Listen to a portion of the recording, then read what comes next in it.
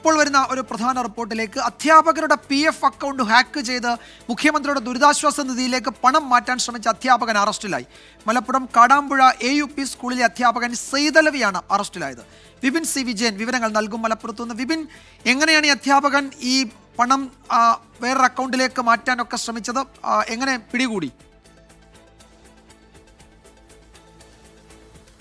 വിജയകുമാർ, ഈ സ്കൂളിലെ അധ്യാപകരുടെ പ്രൊവിഡന്റ് ഫണ്ട് ഒക്കെ ഉൾപ്പെടുന്ന ഒരു സോഫ്റ്റ്വെയർ ഉണ്ടായിരുന്നു. ഇത് ആണ് ഹാക്ക് ചെയ്യപ്പെട്ടത്. അവിടുത്തെ സ്കൂളിലെ മറ്റു വിവരങ്ങളും ഒപ്പം തന്നെ ഈ PF ഒക്കെ സൂക്ഷിക്കുന്നതിന് വേണ്ടി അവർ അവിടെ തന്നെയുള്ള ഒരു സോഫ്റ്റ്വെയർ ഉണ്ടായിരുന്നു. ഇതിലാണ് കയറിയിട്ട് ഇതിന്റെ പാസ്വേഡൊക്കെ ഉപയോഗിച്ച് ഇതിൽ കയറിയിട്ടാണ് ഹാക്ക് ചെയ്യാനുള്ള ശ്രമം നടത്തിയത്. ഈ തുക മുഖ്യമന്ത്രിയുടെ ദുരിതാശ്വാസ നിധിയിലേക്ക് മാറ്റാനായിരുന്നു ശ്രമിച്ചത്. പ്രധാന അധ്യാപകന്റെ സമ്മതമോ അറിവോ ഒന്നും തന്നെ ഇല്ലാതായിരുന്നു ഈ ഒരു ശ്രമം സെയ്തലവിയുടെ ഭാഗത്തുനിന്ന് ഉണ്ടായത്. എന്നാൽ ഈ പണം നഷ്ടപ്പെട്ട ചില അധ്യാപകർ ഇത് ശ്രദ്ധിക്കുകയും അങ്ങനെ പോലീസിൽ പരാതി കൊടുക്കുകയുമായിരുന്നു.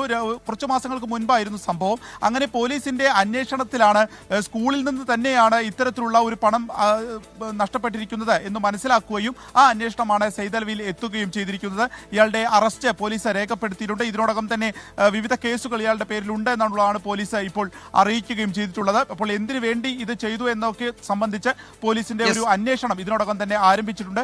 സ്കൂളിൽ തന്നെയുള്ള സോഫ്റ്റ്വെയറിൽ കയറിയിട്ടായിരുന്നു ഈ ഒരു പണം മാറ്റാനുള്ള കാര്യം നടന്നത്.